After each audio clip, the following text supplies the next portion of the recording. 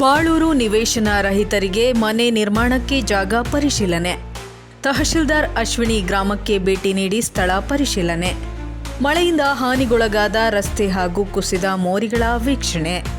ಮೂಡಿಗೆರೆ ತಾಲೂಕಿನ ಬಾಳೂರು ಗ್ರಾಮದಲ್ಲಿ ನಿವೇಶನ ರಹಿತರಿಗೆ ಮನೆ ನಿರ್ಮಾಣಕ್ಕಾಗಿ ಗುರುತಿಸಲಾದ ಜಾಗವನ್ನು ತಹಶೀಲ್ದಾರ್ ಅಶ್ವಿನಿ ಅವರು ಇಂದು ಭೇಟಿ ನೀಡಿ ಪರಿಶೀಲಿಸಿದರು. ಸೊ ಅದ್ರ ಮೇಲೆ ಅವ್ರು ಇವಾಗ ಒಪಿನಿಯನ್ ಕೊಟ್ಟರೆ ನಮಗೆ ಅದ್ರ ಮೇಲೆ ಕೊಡ್ಬೋದು. ಅದೇ ಇಷ್ಟು ವರ್ಷ ಕಾದಿದ್ದೀರಾ, ಈಗ SIT ಮಾಡಿರೋದೇ ಅದಕ್ಕೋಸ್ಕರ. SIT ಮಾಡಿ ಅಲ್ಲ ನೀವು ಪಾಪ ನಿಮ್ದೆಲ್ಲ SIR ಒಳಗಡೆನೂ ಬಿಸಿ ಇದ್ದು ಕೂಡ ನಮಗೆ ಬಂದಿರೋ ಖುಷಿ ಇದೆ.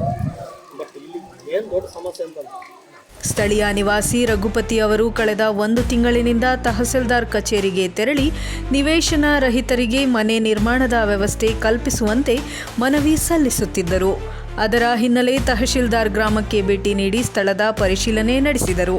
ಇದೇ ವೇಳೆ ಇತ್ತೀಚಿನ ಭಾರೀ ಮಳೆಯಿಂದ ಹಾನಿಗೊಳಗಾದ ರಸ್ತೆ ಹಾಗೂ ಕುಸಿದಿರುವ ಮೋರಿಗಳನ್ನು ಸಹ ಅಧಿಕಾರಿಗಳು ವೀಕ್ಷಿಸಿ ಅಗತ್ಯ ಕ್ರಮ ಕೈಗೊಳ್ಳುವ ಕುರಿತು ಸ್ಥಳೀಯರಿಂದ ಮಾಹಿತಿ ಪಡೆದುಕೊಂಡರು.